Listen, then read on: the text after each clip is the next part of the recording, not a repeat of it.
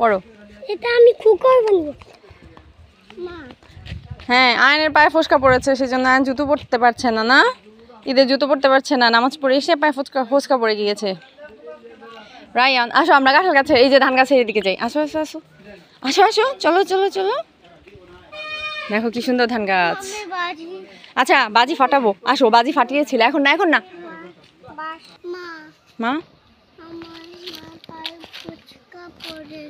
আয়নের পায়ে ফোসকা পড়ে গেল। তাই? ফোসকা হইলে ইনজেকশন দাও, একটা বড় ইনজেকশন। ফোসকা হলে ইনজেকশন দিব? আচ্ছা তোমরা আমাকে ঈদ মোবারক বললে না তো। মোবারক লাগবে না তোমার, বল মোবারক। মোবারক, ঈদ মোবারক। মোবারক ঈদ, মোবারক ঈদ, মোবারক ঈদ। আচ্ছা আয়ানের হচ্ছে এটা প্রথম ঈদ দাদুর বাড়িতে, তাই না? আর রায়ান অনেক ছোটবেলায় একবার দাদুর বাড়িতে ঈদ করেছিল, যখন রায়ানের দাদু বেঁচে ছিল, তাই না? এটা হচ্ছে ওদের সেকেন্ড ঈদ। হ্যাঁ, কেমন লাগছে বলো তো দাদুর বাড়িতে? ভালো লাগে। ভালো লাগে? ঈদে নামাজ পড়েছিলে?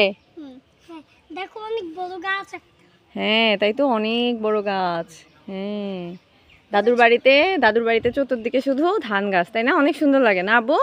হ্যাঁ, ছোটবেলায় গাছগুলো অনেক ছোট পিচ্চি ছিল। ও আচ্ছা, যখন তুমি এসেছিলে তখন গাছগুলো অনেক পিচ্চি ছিল। আজকে গাছগুলো অনেক বড় হয়েছে।